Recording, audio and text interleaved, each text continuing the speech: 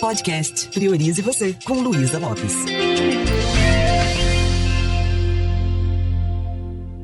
Olá, eu quero te dar boas-vindas.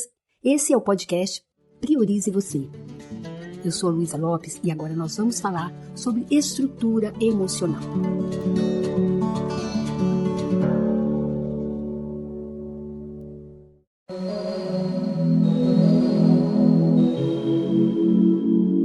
No podcast anterior, nós falamos sobre a estrutura mental e eu falei para vocês que está tudo muito ligado. O nosso jeito de pensar vai impactar a nossa estrutura emocional. Aquilo que eu penso, aquilo que eu falo, vai impactar o meu sistema nervoso. O que é essa estrutura emocional? É o resultado da nossa interpretação da realidade. É o resultado do conteúdo do nosso pensamento. Muitas vezes nós ouvimos tanto falar sobre inteligência emocional, Está tão em moda falar inteligência emocional. Mas o que realmente significa isso? A primeira coisa é a gente entender que nós somos seres emocionais. Eu costumo brincar com meus alunos, esse coração que está aí não é de lata. Ou você abre o seu coração, ou algum cirurgião irá fazê-lo em algum momento. Já ouviu essa frase? Então é mais ou menos assim, é importante a gente entender que nós somos pessoas emocionais, que nós sentimos as coisas. Nós não vamos eliminar essa reação que nós temos interna, Porque nós somos seres humanos. Mas como é que nós poderíamos desenvolver essa inteligência emocional? Primeiro vamos entender isso. Aquilo que eu sinto internamente é o resultado da minha estrutura mental, do meu jeito de pensar. É por isso que é comum, e eu comentei isso também no anterior, é comum às vezes, diante de uma mesma situação, as pessoas responderem de forma diferente, porque as pessoas percebem de forma diferente, porque tem história de vida diferente, crenças, valores. Na sua bagagem de vida, elas têm registros diferentes. Existem pessoas que são mais leves, suaves, mais otimistas, outras nem tanto, e isso faz com que as nossas respostas sejam assim. A inteligência emocional, ela deveria ser algo para ser tratado desde a nossa infância. Muitas vezes, quando nós não aprendemos a lidar com as emoções, nós crescemos, mas não amadurecemos emocionalmente. Se você prestar atenção nas suas atitudes hoje, se você nunca parou para se autoconhecer, se você não parou para poder mudar a sua forma de responder às situações, você vai perceber que em algumas situações você tem uma atitude infantil. Ou você percebe que outra pessoa está sendo infantil em alguma situação. Eu que trabalho muito com pais, mães, em escolas, dando palestra e curso, de vez em quando eu pergunto para os pais assim, você que tem um filho de 2 anos, quando o seu filho tem uma atitude, o que você faz diante daquela atitude? Então vamos imaginar essa situação, vou dar um exemplo. O pai chega em casa e o Joãozinho, que é o filhinho de 2 anos, ele quebrou um brinquedo. E o João está muito triste, o João está chorando, ele está muito chateado porque ele ama aquele brinquedo. E o pai chega, vê o João chorando, vê o filhote chorando, o que ele faz? Sabe o que ele faz geralmente? Não fica assim não, filho, que o papai vai comprar outro. E quando o papai sai para comprar outro presente, o que o papai está fazendo com ele? Está tirando dele a oportunidade de aprender a lidar com a emoção da tristeza. E tristeza é uma coisa que o Joãozinho vai experimentar na vida. Então, quando ele tiver adolescente e a vovó morrer, não tem como botar outra no lugar. Então, o que vai acontecer? Ele vai se deprimir, ou às vezes ele vai querer acabar com a própria vida, porque aquilo é muito assustador para ele. O que eu quero dizer com isso é que é muito importante, desde pequenininhos, a gente aprender a lidar com frustração, com tristeza, com raiva, com tudo aquilo que são ingredientes que vão fazer parte da nossa vivência adulta, da nossa vida. E quando nós não aprendemos, é muito assustador para nós. Quando eu vejo os pais, às vezes, falando assim, esses meninos de hoje, tolerância zero, são muito verdes, eu fico me perguntando quanto nós demos oportunidade a eles de viverem as emoções no momento certo. Eu fiz um curso da psicologia positiva com Tal Ben-Shahar. Tal Ben-Shahar é um professor de Harvard que ensina sobre felicidade.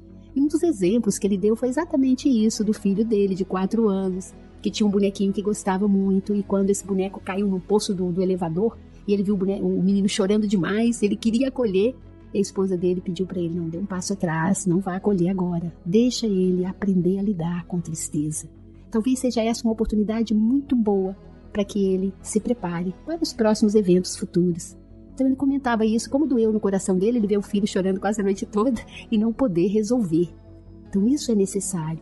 Agora, nós que viemos de um terreno árido, Eu que vim de uma família grande, então a gente aprende a lidar, porque altos e baixos fazem parte da vida. Sofrimento, ele é quase opcional, mas a dor faz parte. Então como é que eu posso lidar com as minhas emoções? como é que eu posso não ficar revoltado porque eu tô com raiva, porque eu tô triste? Como eu posso acolher todas elas? E para isso, eu quero te fazer outra pergunta. Você sabe qual é a diferença entre emoção e sentimento? Tem diferença, sabia?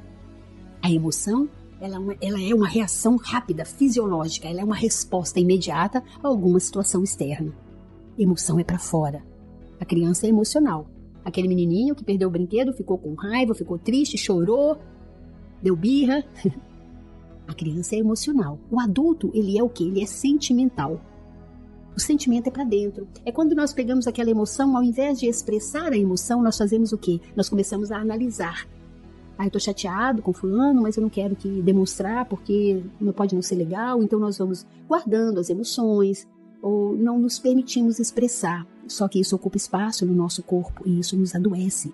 Sentimentos acumulados ao longo da vida podem se tornar doenças. Imagina, eu começar a reprimir as emoções. Imagina quantas emoções tóxicas são necessárias para adoecer um órgão e nós conseguimos isso. Aquilo que o médico chama de psicossomático. Aconteceu alguma coisa na nossa vida e nós não expressamos aquilo. Nós não lidamos, não integramos aquilo e nós vamos guardando. E isso tem um preço muito alto. Primeiro que a gente passa a não ser muito criativo, porque a criatividade, a intuição, ela funciona quando tem espaço, ela vem de dentro. E se nós estamos com a nossa mente muito tumultuada e com as emoções guardadas, é como se nós ficássemos um pouco paralisados diante da vida. Nós não temos uma capacidade de uma inteligência para lidar com as coisas. Então, sentimento é algo que nós guardamos. Emoção é algo que nós liberamos. Às vezes acontece, A criança é emocional. Os meninos estão brincando, um morde o outro dá um tapa e tal. Daí a pouco o pai chega e vê, poxa, o seu filho mordeu meu menino e tal. E os pais ficam chateados. E os meninos querem brincar de novo a qualquer custo. Por quê? Porque a criança não tem isso, não guarda. E nós chamamos de emoções primárias. Aquelas emoções que não precisa ensinar para o bebê, para a criança.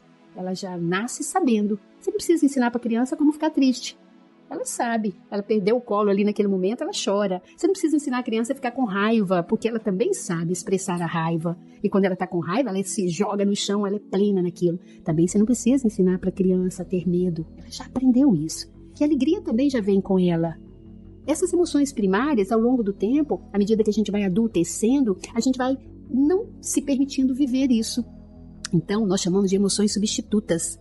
Ao invés de você falar que está com raiva, o adulto fala assim, eu tô chateada, eu tô magoada, para mim é uma coisa que, sabe, essa pessoa agora é indiferente para mim. Então você vai buscando e criando outras emoções que são mais aceitáveis socialmente, Em vez de você falar que você está triste com alguém, você fala outras coisas, você vai falando que tá insegura na relação, em vez de falar que está com medo e por aí vai. Só que isso vai causando um peso muito grande em nós. O que eu quero propor a você é da gente entender um pouco sobre as emoções, principalmente essas emoções básicas, e aprender a lidar com elas. Porque emoção é como se fosse um alarme tocando. E quando um alarme toca, o mínimo que a gente faz é deixa eu lá ver o que aconteceu. Vou dar uma olhada, não dá para ignorar. O número de pessoas que não conseguem lidar com as emoções, que fazem as emoções virarem sentimentos e que estão doentes hoje é assustador. Eu vi recentemente, na revista Época, o Brasil está em primeiro lugar no mundo em vendas de Rivotril. Isso é muito sério. Isso é muito sério. Nós não podemos achar que não damos conta de lidar com o nosso mundo interno. Isso sem falar do número de pessoas que estão deprimidas, o número de pessoas que estão experimentando vazio existencial e procurando um jeito de acabar com a própria vida. Então, aprender a se autoconhecer, aprender a se priorizar, aprender a ter inteligência mental e emocional. É uma forma da gente se blindar e da gente não só conseguir passar pelos desafios da vida, como fazer com que a vida seja realmente uma experiência extraordinária, Que a gente possa se encantar com essa possibilidade, esse presente que é o nosso viver.